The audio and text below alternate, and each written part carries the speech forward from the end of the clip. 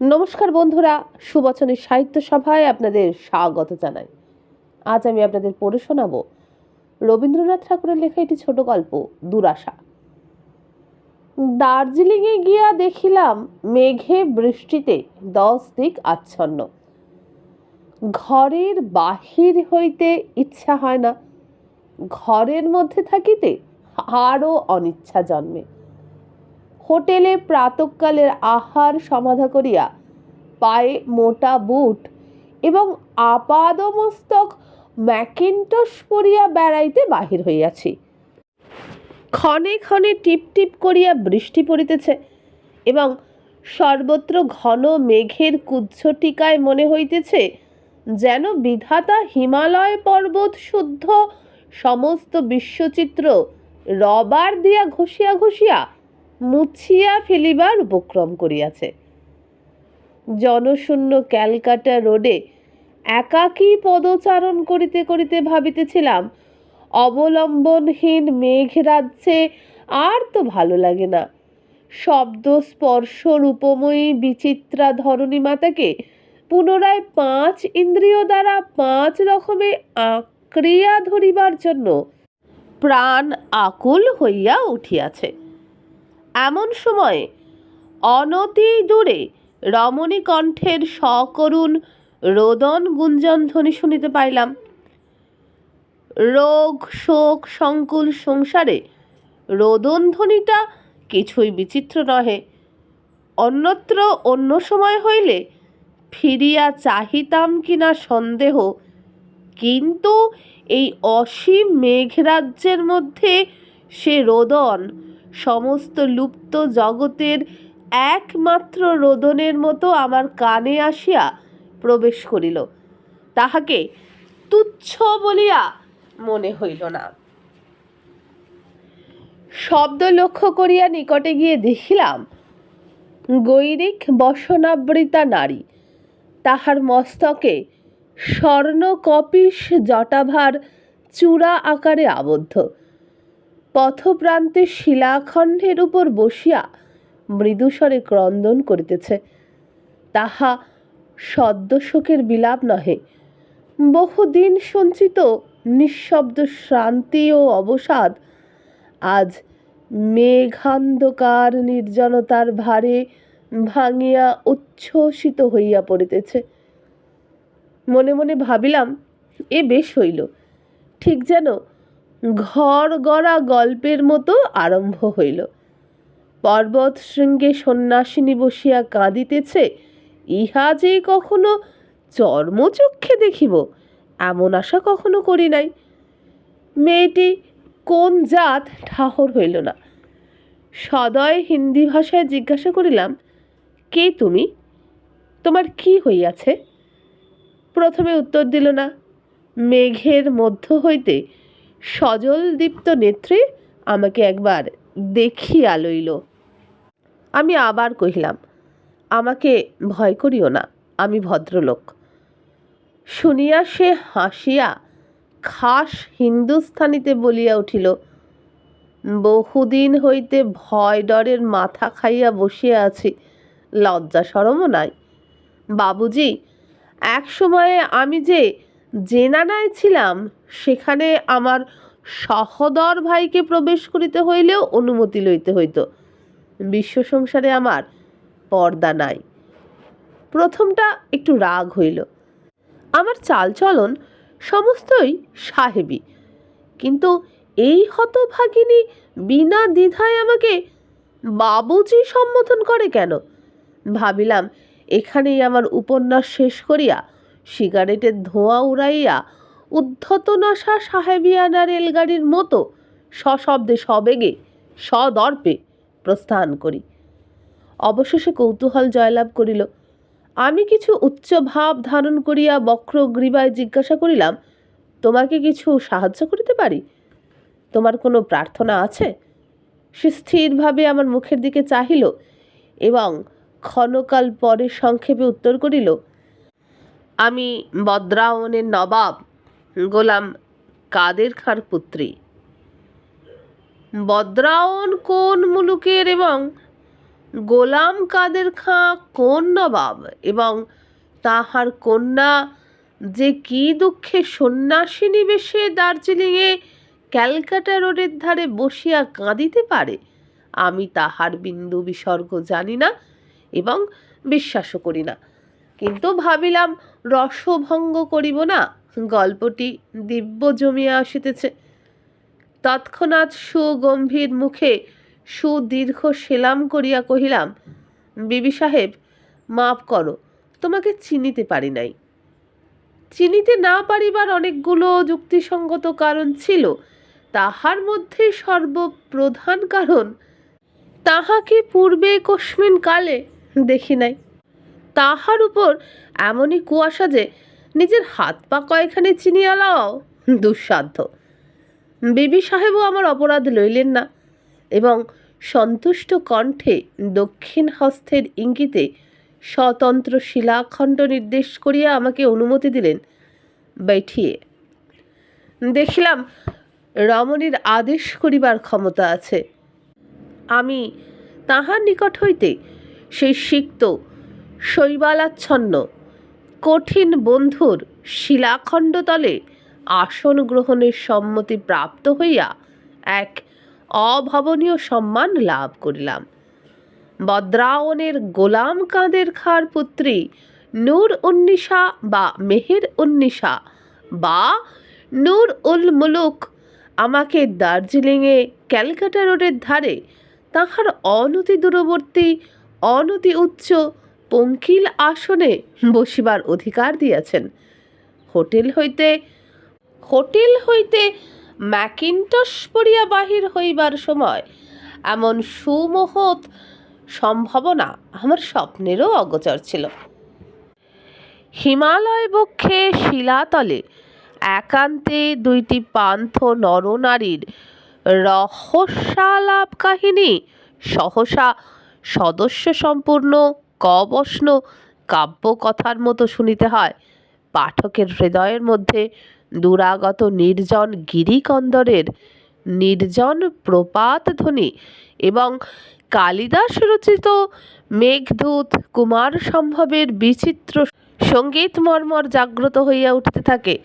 তথাপি এই কথা সকলকেই স্বীকার করিতে হইবে যে বুট এবং ম্যাকিন্টশ পরিয়া ক্যালকাটা রোডের ধারে কর্দমাসনে এক দিন বেশিনী হিন্দুস্থানী রমণীর সহিত একত্র উপবেশনপূর্বক সম্পূর্ণ আত্মগৌরব অক্ষুণ্ণভাবে অনুভব করিতে পারে এমন নব্যবঙ্গ অতি অল্পই আছে। কিন্তু সেদিন ঘন ঘোর বাষ্পে 10 দিক আবৃত ছিল।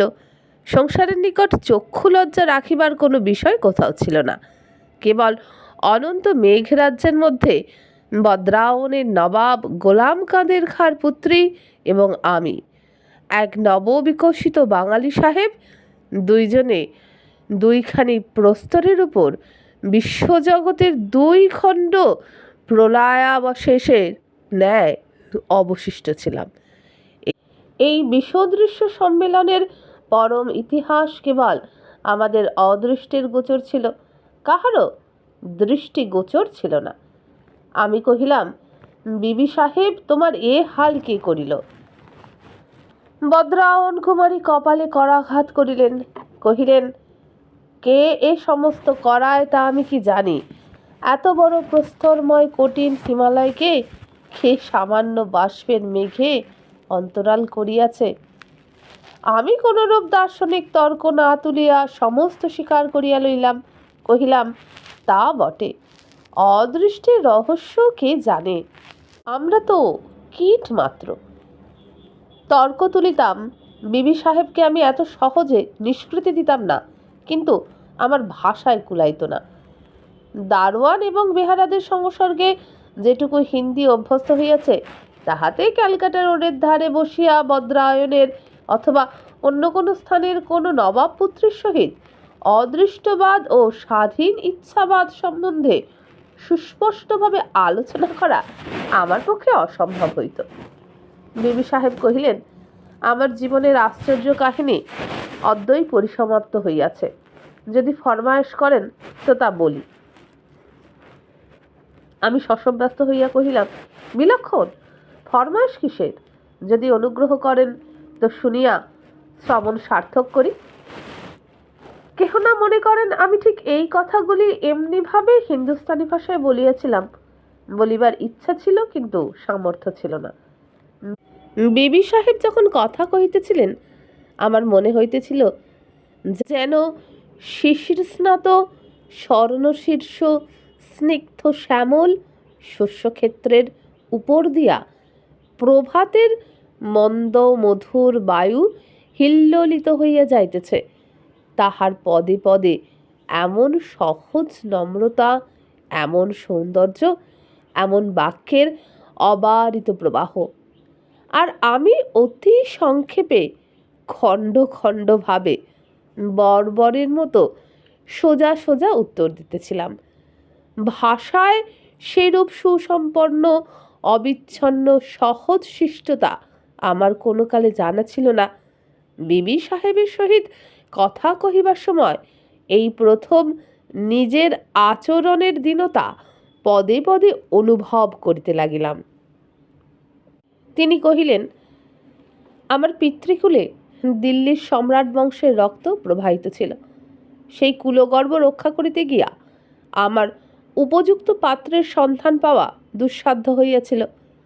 লখনৌয়ের নবাবের সহিত আমার সম্বন্ধের প্রস্তাব আসিয়াছিল। পিতা ইতস্তত করিতেছিলেন, এমন সময় দাঁতে টোটা কাটা লইয়া সিপাহী লোকের সহিত সরকার বাহাদুরের লড়াই বাঁধিল। কামানের ধোঁয়ায় হিন্দুস্থান অন্ধকার হইয়া গেল। স্ত্রী কণ্ঠে, বিশেষ সম্ভ্রান্ত মহিলার মুখে হিন্দুস্তানি কখনো শুনি নাই। শুনিয়া স্পষ্ট বুঝিতে পারিলাম এ ভাষা আমিরের ভাষা। এ যেদিনের ভাষা সেদিন আর নাই। আজ রেলওয়ে টেলিগ্রাফে কাজের ভিড়ে আভিজাত্যের বিলোপ সমস্তই যেন রহস্য খর্ব নিরলঙ্কার হইয়া গেছে। নবাবজাদির ভাষা মাত্র শুনিয়া সেই ইংরাজ রচিত আধুনিক শৈলনগরী দার্জিলিংয়ের ঘন কুজ্ঝটিকা জালের মধ্যে আমার মনশ্চক্ষে সম্পূর্ণ মোঘল সম্রাটের মানসপুরী মায়া বলে জাগিয়া উঠিতে লাগিল।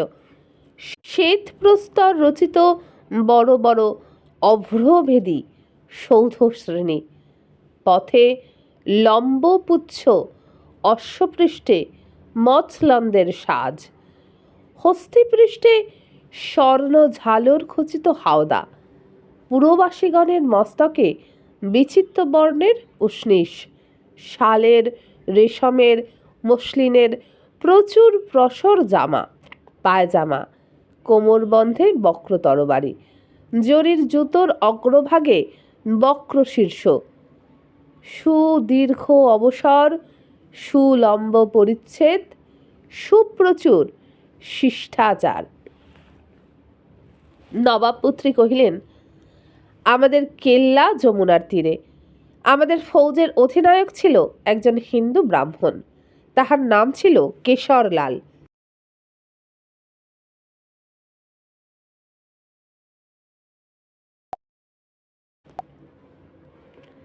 রমণী এই কেশরলাল শব্দটির উপর তাহার নারী কণ্ঠের সমস্ত সঙ্গীত যেন একেবারে এক মুহূর্তে উপুর করিয়া ঢালিয়া দিল।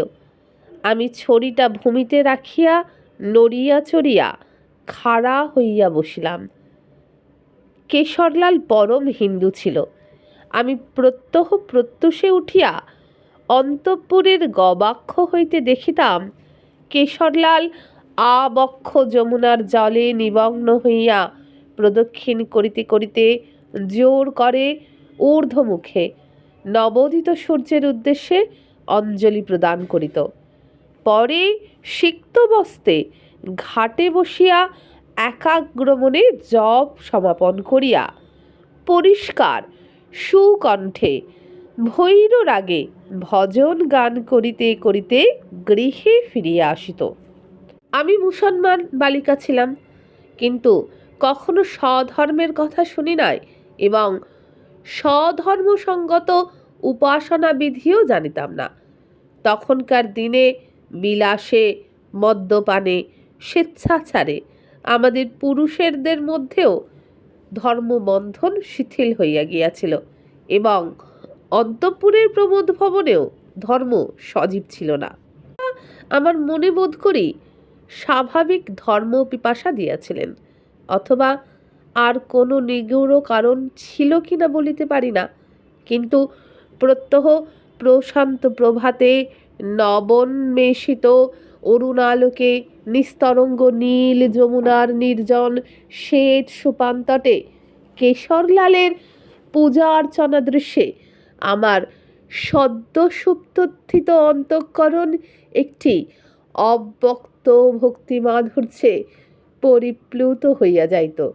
নিয়ত সংযত শুদ্ধাচারে ব্রাহ্মণ কেশরলালের গৌরবর্ণ প্রাণসার তনু দেহখানি ধূমলেশহীন জ্যোতিষিকার মতো বোধ হইত।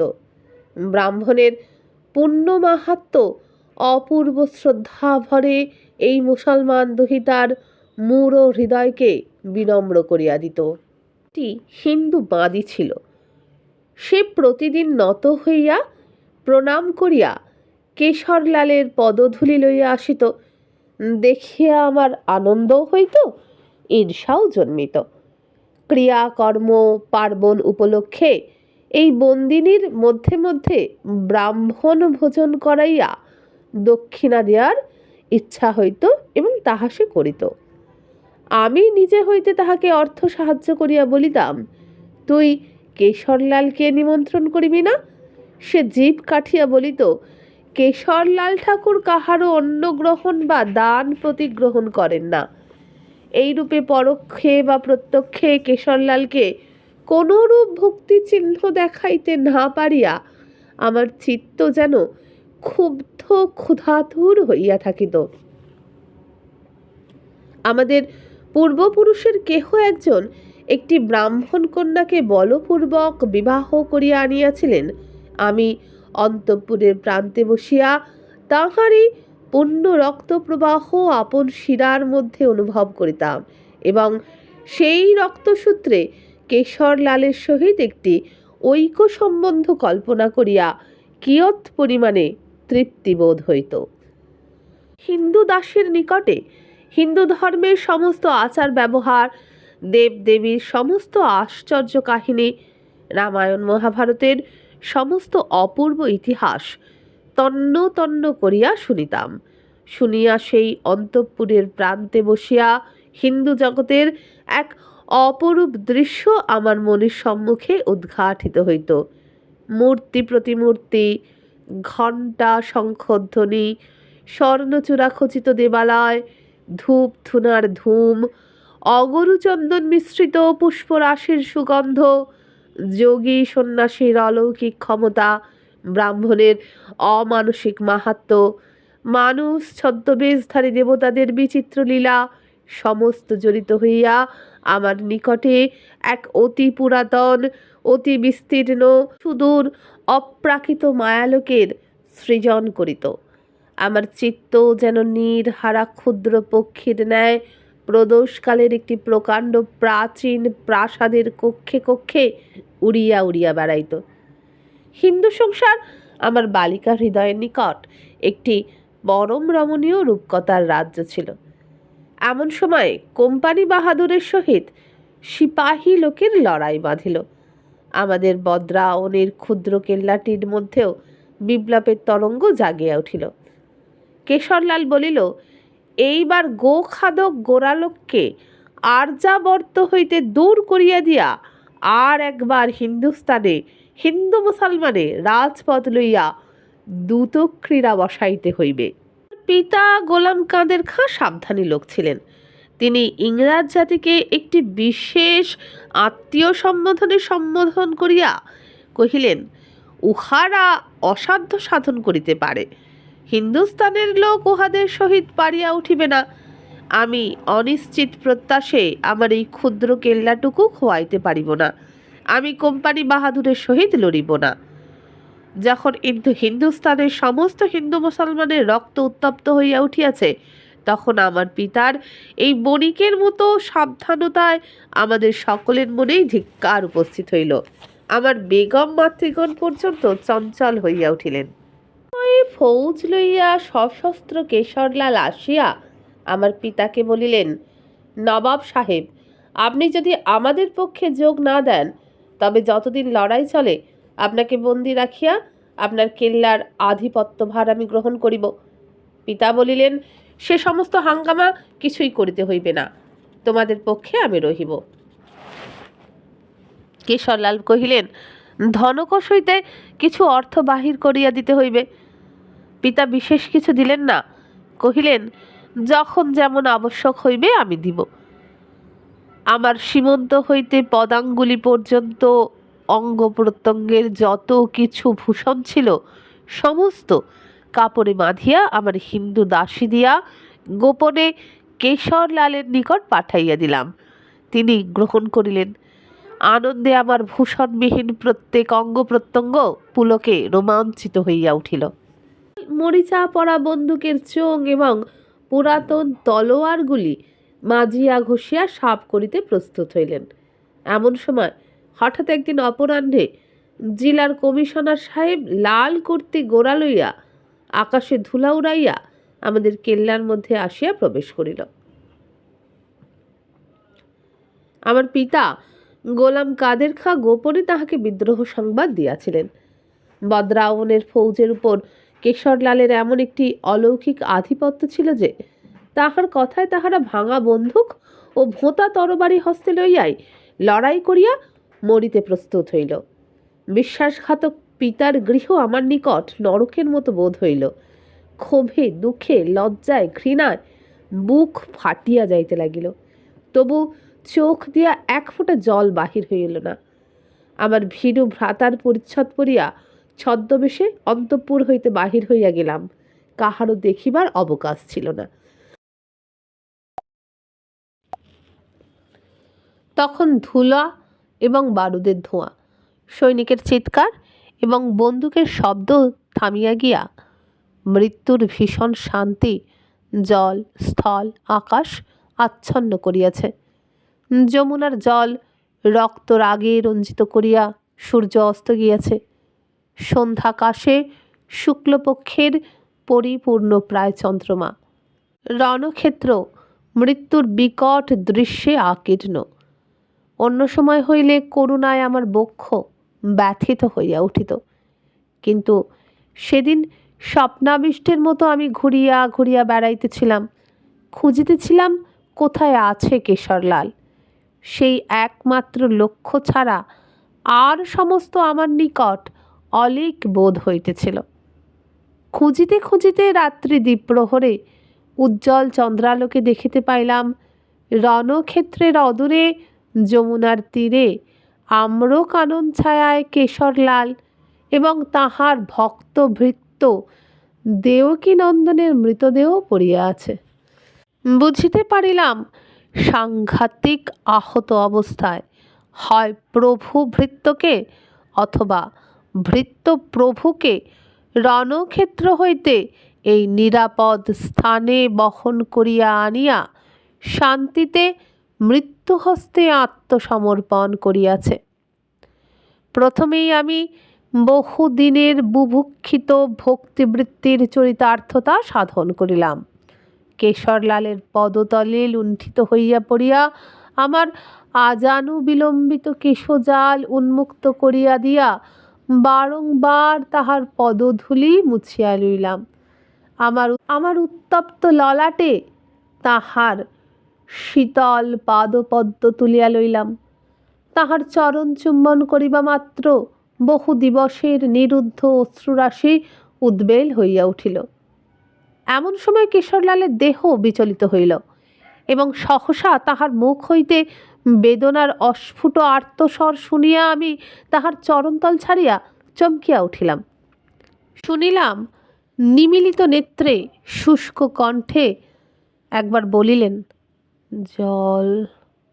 আমি তৎক্ষণাৎ আমার গাত্রবস্ত্র যমুনার জলে ভিজাইয়া ছুটিয়া চলিয়া আসিলাম। বসন নিংড়াইয়া কেশরলালের আমিলিত ওষ্ঠাধারের ওপর জল দিতে লাগিলাম এবং বাম চক্ষু নষ্ট করিয়া তাহার কপালে যে নিদারুণ আঘাত লাগিয়াছিল সেই আঘাত স্থানে আমার সিক্ত বসন প্রান্ত ছিঁড়িয়া বাঁধিয়া দিলাম। এমনই বার কতক যমুনার জল আনিয়া তাহার মুখে চক্ষে সিঞ্চন করিবার পর অল্পে অল্পে তাহার চেতনার সঞ্চার হইল। আমি জিজ্ঞাসা করিলাম, আর জল দিব? কেশরলাল কহিলেন, কে তুমি? আমি আর থাকিতে পারিলাম না, বলিলাম, অধীনে আপনার ভক্ত সেবিকা, আমি নবাব গোলাম কাদের খাঁর কন্যা। মনে করিয়াছিলাম কেশরলাল আসন্ন মৃত্যুকালে তাহার ভক্তের শেষ পরিচয় সঙ্গে লইয়া যাইবেন, এই সুখ হইতে আমাকে কেহ বঞ্চিত করিতে পারিবে না। আমার পরিচয় পাইবা মাত্র কেশরলাল সিংহের ন্যায় গর্জন করিয়া উঠিলেন, বেঈমানের কন্যা, বিধর্মী, মৃত্যুকালে যমনের জল দিয়া তুই আমার ধর্ম নষ্ট করিলি। এই বলিয়া প্রবল বলে আমার কপল দেশে দক্ষিণ করতলের আঘাত করিলেন। আমি মূর্ছিত প্রায় হইয়া চক্ষে অন্ধকার দেখিতে লাগিলাম। তখন আমি ষোড়শী, প্রথম দিন অন্তঃপুর হইতে বাহির হইয়া আসিয়াছি। তখনও বহিরাকাশের লুব্ধ তপ্ত সূর্যকর আমার সুকুমার কপলের রক্তিম লাবণ্য বিভা অপহরণ করিয়া লয় নাই। সেই বহিঃসংসারে পদক্ষেপ করিবা মাত্র সংসারের নিকট হইতে, আমার সংসারের দেবতার নিকট হইতে এই প্রথম সম্ভাষণ প্রাপ্ত হইলাম। আমি নির্বাপিত সিগারেটে এতক্ষণ মোহমুগ্ধ চিত্রার্পিতের ন্যায় বসিয়াছিলাম। গল্প শুনিতেছিলাম, কি ভাষা শুনিতেছিলাম, কি সঙ্গীত শুনিতেছিলাম জানি না। আমার মুখে একটি কথা ছিল না। এতক্ষণ পরে আমি আর থাকিতে না পারিয়া হঠাৎ বলিলাম, জানোয়ার। নবাবজাদি কহিলেন, কে জানোয়ার? জানোয়ারকে মৃত্যু যন্ত্রণার সময় মুখের নিকট সমাহৃত জলবিন্দু পরিত্যাগ করে? আমি অপ্রতিভ হইয়া কহিলাম, তা বটে, সে দেবতা। নবাবজাদি কহিলেন, কিসের দেবতা? দেবতা কি ভক্তের একাগ্রচিত্তের সেবা প্রত্যাখ্যান করিতে পারে? আমি বলিলাম, তাও বটে, বলিয়া চুপ করিয়া গেলাম। নবাব পুত্রী কহিতে লাগিলেন, প্রথমটা আমার বড় বিষম বাজিল। মনে হইল বিশ্বজগৎ হঠাৎ আমার মাথার উপর চুরমার হইয়া ভাঙিয়া পড়িয়া গেল। মুহূর্তের মধ্যে সংজ্ঞালাভ করিয়া সেই কঠোর কঠিন নিষ্ঠুর নির্বিকার পবিত্র ব্রাহ্মণের পদতলে দূর হইতে প্রণাম করিলাম। মনে মনে কহিলাম, হে ব্রাহ্মণ, তুমি হীনের সেবা, পরের অন্ন, ধনীর দান, যুবতীর যৌবন, রমণীর প্রেম কিছুই গ্রহণ করো না। তুমি স্বতন্ত্র, তুমি একাকী, তুমি নির্লিপ্ত, তুমি সুদূর। তোমার নিকট আত্মসমর্পণ করিবার অধিকারও আমার নাই। নবাব দহিতাকে ভুল লুণ্ঠিত মস্তকে প্রণাম করিতে দেখিয়া কেশরলাল কি মনে করিল বলিতে পারি না, কিন্তু তাহার মুখে বিস্ময় অথবা কোনো ভাবান্তর প্রকাশ পাইল না। শান্তভাবে একবার আমার মুখের দিকে চাহিল, তারপরে ধীরে ধীরে উঠিল। আমি সচকিত হইয়া আশ্রয় দিবার জন্য আমার হস্ত প্রসারণ করিলাম। সে তাহা নীরবে প্রত্যাখ্যান করিল এবং বহু কষ্টে যমুনার ঘাটে গিয়া অবতীর্ণ হইল। সেখানে একটি খেয়া নৌকো বাঁধা ছিল। পার হইবার লোকও ছিল না, পার করিবার লোকও না। সেই নৌকার উপর উঠিয়া কেশরলাল বাঁধন খুলিয়া দিল। নৌকা দেখিতে দেখিতে মধ্যস্রোতে গিয়া ক্রমশ অদৃশ্য হইয়া গেল। আমার ইচ্ছা হইতে লাগিল সমস্ত হৃদয় ভার, সমস্ত যৌবন ভার, সমস্ত অনাদৃত ভক্তিভার লইয়া সেই অদৃশ্য নৌকার অভিমুখে জোর কর করিয়া সেই নিস্তব্ধ নিশীথে, সেই চন্দ্রালোক পুলকিত নিস্তরঙ্গ যমুনার মধ্যে অকাল বৃন্তচ্যুত পুষ্পমঞ্জরীর ন্যায় এই ব্যর্থ জীবন বিসর্জন করি। কিন্তু পারিলাম না। আকাশের চন্দ্র, যমুনা পাড়ের ঘন কৃষ্ণ বনরেখা, কালিন্দের নিবিড় নীল নিষ্কম্প জলরাশি, দূরে আম্রবনের ঊর্ধ্বে আমাদের জ্যোৎস্না চিক্কণ কেল্লার চূড়াগ্রভাগ, সকলেই নিঃশব্দ গম্ভীর ঐক্যতানের মৃত্যুর গান গাহিল। সেই নিশীতে গ্রহ চন্দ্র তারা খচিত নিস্তব্ধ তিন ভুবন এক বাক্যে আমাকে মরিতে কহিল। কেবল বিচিভঙ্গবিহীন প্রশান্ত যমুনা বক্ষ বাহিত একখানি অদৃশ্য জীর্ণ নৌকা সেই জ্যোৎস্না রজনীর সৌম সুন্দর শান্ত শীতল অনন্ত ভুবনমোহন মৃত্যুর প্রসারিত আলিঙ্গন পাশ হইতে বিচ্ছিন্ন করিয়া আমাকে জীবনের পথে টানিয়া লইয়া চলিল। আমি মোহ স্বপ্নাভি হতার ন্যায় যমুনার তীরে তীরে কোথাও বা কাশবন, কোথাও বা মরুবালুকা, কোথাও বা বন্ধুর বিস্তীর্ণ তট, কোথাও বা ঘন গুল্ম দুর্গম বনখণ্ডের ভিতর দিয়া চলিতে লাগিলাম। এইখানে বক্তা চুপ করিল। আমিও কোনো কথা কহিলাম না। অনেকক্ষণ পরে নবাবদহিতা কহিল, ইহার পরের ঘটনাবলী বড় জটিল। সে কেমন করিয়া বিশ্লেষণ করিয়া পরিষ্কার করিয়া বলিব জানি না। একটা গহন অরণ্যের মাঝখান দিয়া যাত্রা করিয়াছিলাম। ঠিক কোন পথ দিয়া কখন চলিয়াছিলাম সে কি আর খুঁজে বাহির করিতে পারিব?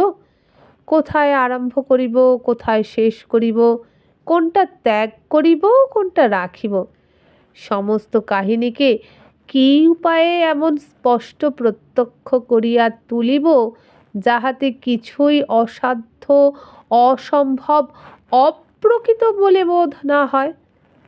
কিন্তু জীবনের এই কয়টা দিনে বুঝিয়াছি যে অসাধ্য অসম্ভব কিছুই নয়। নবাব অন্তঃপুরের বালিকার পক্ষে বাহিরের সংসার একান্ত দুর্গম বলিয়া মনে হইতে পারে, কিন্তু তাহা কাল্পনিক। একবার বাহির হইয়া পড়িলেই একটা চলিবার পথ থাকেই। সে পথ নবাবী পথ নহে, কিন্তু পথ। সে পথে মানুষ চিরকাল চলিয়া আসিয়াছে। তাহা বন্ধুর বিচিত্র সীমাহীন, তাহা শাখা প্রশাখায় বিভক্ত, তাহা সুখে দুঃখে বাধা বিঘ্নে জটিল, কিন্তু তাহা পথ। এই সাধারণ মানবের পথে একাকিনী নবাবদহিতার সুদীর্ঘ ভ্রমণ বৃত্তান্ত সুখশ্রাব্য হইবে না, হইলেও সেসব কথা বলিবার উৎসাহ আমার নাই। এক কথায় দুঃখ, কষ্ট, বিপদ, অপমাননা অনেক ভোগ করিতে হইয়াছে, তবু জীবন অসহ্য হয় নাই। আতশবাজির মতো যত দাহন ততই উদ্দাম গতি লাভ করিয়াছে। যতক্ষণ বেগে চলিয়াছিলাম ততক্ষণ পুরিতেছি বলিয়া বোধ হইতেছিল না। আজ হঠাৎ সেই পরম দুঃখের, সেই চরম সুখের আলোক শিখাটি নিবিয়া গিয়া এই পথপ্রান্তের ধূলির উপর জড় পদার্থের ন্যায় পড়িয়া গিয়াছে। আজ আমার যাত্রা শেষ হইয়া গেছে। এখানেই আমার কাহিনী সমাপ্ত। এই বলিয়া নবাবপুত্রী থামিল। আমি মনে মনে ঘাড় নাড়িলাম। এখানে তো কোনো মতেই শেষ হয় না। কিছুক্ষণ চুপ করিয়া থাকিয়া ভাঙায় হিন্দিতে বলিলাম, বেয়াদবি মাপ করিবেন। শেষ দিককার কথাটা আর একটু খোলসা করিয়া বলিলে অধীনের মনের ব্যাকুলতা অনেকটা হ্রাস হয়। নবাবপুত্রী হাসিলেন। বুঝলাম আমার ভাঙা হিন্দিতে ফল হইয়াছে।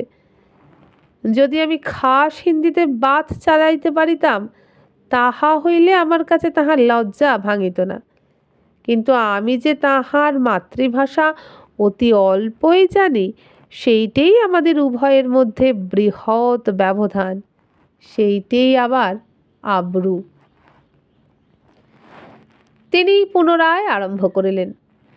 কেশরলালের সংবাদ আমি প্রায় পাইতাম, কিন্তু কোনো মতেই তাহার সাক্ষাৎ লাভ করিতে পারি নাই।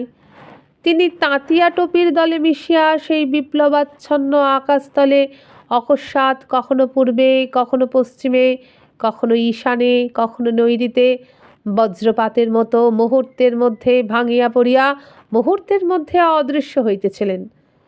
আমি তখন যোগিনী সাজিয়া কাশীর শিবানন্দ স্বামীকে পিতৃ সম্বোধন করিয়া তাহার নিকট সংস্কৃত শাস্ত্র অধ্যয়ন করিতেছিলাম। ভারতবর্ষের সমস্ত সংবাদ তাহার পদতলে আসিয়া সমাগত হইত।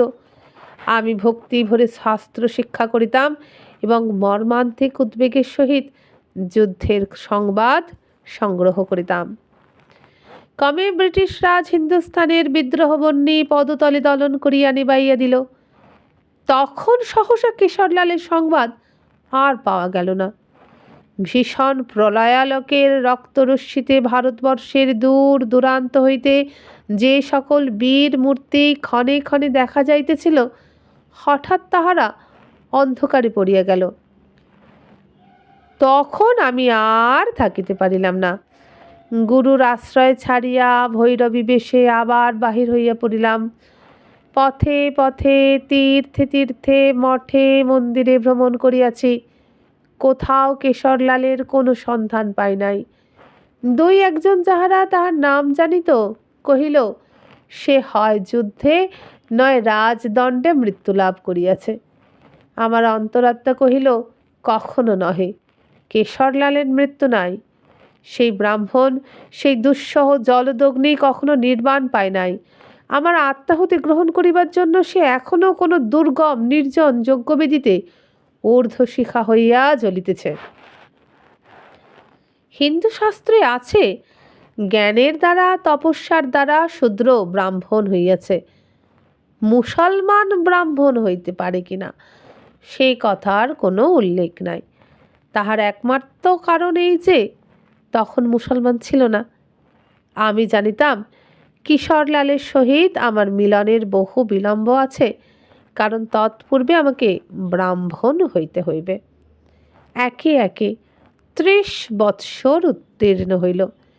আমি অন্তরে বাহিরে আচারে ব্যবহারে কায় মনোবাক্যে ব্রাহ্মণ হইলাম। আমার সেই ব্রাহ্মণ পিতামহীর রক্ত নিষ্কলুষ তেজে আমার সর্বাঙ্গে প্রবাহিত হইল। আমি মনে মনে আমার সেই যৌবনারম্ভের প্রথম ব্রাহ্মণ, আমার যৌবন শেষের শেষ ব্রাহ্মণ, আমার ত্রিভুবনের এক ব্রাহ্মণের পদতলে সম্পূর্ণ নিঃসংকোচে আপনাকে প্রতিষ্ঠিত করিয়া একটি অপরূপ দীপ্তি লাভ করিলাম। যুদ্ধ বিপ্লবের মধ্যে কিশোরলালের বীরত্বের কথা আমি অনেক শুনিয়াছি, কিন্তু সেই কথা আমার হৃদয়ে মুদ্রিত হয় নাই। আমি সেই যে দেখিয়াছিলাম, নিঃশব্দে জ্যোৎস্না নিশীথে নিস্তব্ধ যমুনার মধ্যস্রোতে একখানি ক্ষুদ্র নৌকার মধ্যে একাকী কেশরলাল ভাসিয়া চলিয়াছে, সেই চিত্রই আমার মনে অঙ্কিত হইয়াছে। আমি কেবল অহরহ দেখিতেছিলাম ব্রাহ্মণ নির্জন স্রোত বাহিয়া নিশিদিন কোন অনির্দেশ রহস্যাভিমুখে ধাবিত হইতেছে। তাহার কোনো সঙ্গী নাই, কোনো সেবক নাই, কাহাকেও তাহার কোনো আবশ্যক নাই। সেই নির্মল আত্মনিমগ্ন পুরুষ আপনাতে আপনি সম্পূর্ণ। আকাশের গ্রহচন্দ্র তারা তাহাকে নিঃশব্দে নিরীক্ষণ করিতেছে। এমন সময় সংবাদ পাইলাম কেশরলাল রাজদণ্ড হইতে পলায়ন করিয়া নেপালে আশ্রয় লইয়াছে। আমি নেপালে গেলাম। সেখানে দীর্ঘকাল বাস করিয়া সংবাদ পাইলাম কেশরলাল বহুকাল হইল নেপাল ত্যাগ করিয়া কোথায় চলিয়া গিয়াছে কেহ জানে না। তাহার পর পাহাড়ে পাহাড়ে ভ্রমণ করিতেছি। হিন্দুর দেশ নহে, ভুটিয়া লেপচাগণ ম্লেচ্ছ, ইহাদের আহার ব্যবহারে আচার বিচার নাই। ইহাদের দেবতা, ইহাদের পূজার্চনা বিধি সকলই স্বতন্ত্র। বহুদিনের সাধনায় আমি যে বিশুদ্ধ সুচিতা লাভ করিয়াছি, ভয় হইতে লাগিল পাছে তাহাতে রেখা মাত্র চিহ্ন পড়ে। আমি বহু চেষ্টায় আপনাকে সর্বপ্রকার মলিন সংস্পর্শ হইতে রক্ষা করিয়া চলিতে লাগিলাম। আমি জানিতাম আমার তরী তীরে আসিয়া পৌঁছিয়াছে। আমার জীবনের চরম তীর্থ অনতি দূরে। তাহার পরে আর কি বলিব, শেষ কথা অতি অল্প। প্রদীপ যখন নেবে তখন একটি ফুৎকারেই নিবিয়া যায়। সে কথা আর সুদীর্ঘ করিয়া কি ব্যাখ্যা করিব। আজ ৩৮ বৎসর পরে এই দার্জিলিংয়ে আসিয়া প্রাতঃকালে কেশরলালের দেখা পাইয়াছি। বক্তাকে এইখানে ক্ষান্ত হইতে দেখিয়া আমি ঔৎসুক্যের সহিত জিজ্ঞাসা করিলাম, কি দেখলেন? নবাব পুত্রী কহিলেন, দেখিলাম বৃদ্ধ কেশরলাল ভুটিয়া পল্লীতে ভুটিয়া স্ত্রী এবং তাহার গর্ভজাত পৌত্র পৌত্রী লইয়া ম্লান বস্ত্রে মলিন অঙ্গনে ভুট্টা হইতে শস্য সংগ্রহ করিতেছে। গল্প শেষ হইল। আমি ভাবিলাম একটা সান্ত্বনার কথা বলা আবশ্যক। কহিলাম, ৩৮ বৎসর একাদিক্রমে যাহাকে প্রাণ ভয়ে বিজাতির সংস্রবে অহরহ থাকিতে হইয়াছে, সে কেমন করিয়া আপন আচার রক্ষা করিবে? নবাব কন্যা কহিলেন, আমি কি তাহা বুঝি না? কিন্তু এতদিন আমি কি মোহ লইয়া ফিরিতেছিলাম যে ব্রাহ্মণ্য আমার কিশোর হৃদয় হরণ করিয়া লইয়াছিল, আমি কি জানিতাম? তাহা অভ্যাস, তাহা সংস্কার মাত্র। আমি জানিতাম তাহা ধর্ম, তাহা অনাদি অনন্ত। তাহাই যদি না হইবে তবে ১৬ বৎসরের বয়সে প্রথম পিতৃগৃহ হইতে বাহির হইয়া সেই জ্যোৎস্না নিশীথে আমার বিকশিত পুষ্পিত ভক্তিবেগ কম্পিত দেহ মন প্রাণের প্রতিদানে ব্রাহ্মণের দক্ষিণ হস্ত হইতে যে দুঃসহ অপমান প্রাপ্ত হইয়াছিলাম, কেন তাহা গুরুহস্তের দীক্ষার ন্যায় নিঃশব্দে অবনত মস্তকে দ্বিগুণিত ভক্তি ভরে শিরোধার্য করিয়া লইয়াছিলাম। হায় ব্রাহ্মণ, তুমি তো তোমার এক অভ্যাসের পরিবর্তে আর এক অভ্যাস লাভ করিয়াছে। আমি আমার এক যৌবন, এক জীবনের পরিবর্তে আর এক জীবন যৌবন কোথায় পাইব? এই বলিয়া রমণী উঠিয়া দাঁড়াইয়া কহিল, নমস্কার বাবুজি। পর মুহূর্তেই যেন সংশোধন করিয়া কহিল, সালাম বাবু সাহেব। এই মুসলমান অভিবাদনের দ্বারা সে যেন জীর্ণ ভিত্তি ধূলিসায়ী ভক্ত ব্রাহ্মণের নিকট শেষ বিদায় গ্রহণ করিল। আমি কোনো কথা না বলিতেই সে সেই হিমাদ্রি শেখরের ধূসর কুজ্ঝটিকা রাশের মধ্যে মেঘের মতো মিলাইয়া গেল। আমি ক্ষণকাল চক্ষু মুদিত করিয়া সমস্ত ঘটনাবলী মানস পটে চিত্রিত দেখিতে লাগিলাম। মৎস্যন্দের আসনে যমুনা তীরের গবাক্ষে সুখাসিনা ষোড়শী নববালিকাকে দেখিলাম। তীর্থ মন্দিরে সন্ধ্যারতিকালে তপস্বিনীর ভক্তি গদগদ একাগ্র মূর্তি দেখিলাম। তাহার পরে এই দার্জিলিংয়ে ক্যালকাটা রোডের প্রান্তে প্রবীণার কুহেলিকাছন্ন ভগ্ন হৃদয় ভারকাতর নৈরাশ্য মূর্তিও দেখিলাম। একটি সুকুমার রমণী দেহ ব্রাহ্মণ মুসলমানের রক্ত তরঙ্গের বিপরীত সংঘর্ষজনিত বিচিত্র ব্যাকুল সঙ্গীত ধ্বনি সুন্দর সুসম্পূর্ণ উর্দু ভাষায় বিগলিত হইয়া আমার মস্তিষ্কের মধ্যে স্পন্দিত হইতে লাগিল। চক্ষু খুলিয়া দেখিলাম হঠাৎ মেঘ কাটিয়া গিয়া রৌদ্র স্নিগ্ধ হইয়া নির্মল আকাশে ঝলমল করিতেছিল। ঠেলাগাড়িতে ইংরাজ রমণী ও অশ্বপৃষ্ঠে ইংরাজ পুরুষগণ বায়ুসেবনে বাহির হইয়াছে। মধ্যে মধ্যে দুই একটি বাঙালির গলাবন্ধ বিজড়িত মুখমণ্ডল হইতে আমার প্রতি সকৌতুক কটাক্ষ বর্ষিত হইতেছে। দ্রুত উঠিয়া পড়িলাম। এই সূর্যালোকিত অনাবৃত জগৎ সদৃশ্যের মধ্যে সেই মেঘাচ্ছন্ন কাহিনীকে আর সত্য বলিয়া মনে হইল না। আমার বিশ্বাস, আমি পর্বতের কুয়াশার সহিত আমার সিগারেটের ধূম ভুরি পরিমাণে মিশ্রিত করিয়া একটি কল্পনাখণ্ড রচনা করিয়াছিলাম। সেই মুসলমান ব্রাহ্মণী, সেই বিপ্রবীর, সেই যমুনা তীরের কেল্লা কিছুই হয়তো সত্য নহে। বন্ধুরা, এখানেই শেষ হয়ে গেল রবি ঠাকুরের গল্প দুরাশা। এরকম আরও গল্প শোনার জন্য হোম পেজে গিয়ে প্লেলিস্ট ক্লিক করলেই থরে থরে গল্প আপনার জন্য সাজানো আছে। তাহলে সেগুলোই শুনুন। আজকে বিদায় নিই। নমস্কার।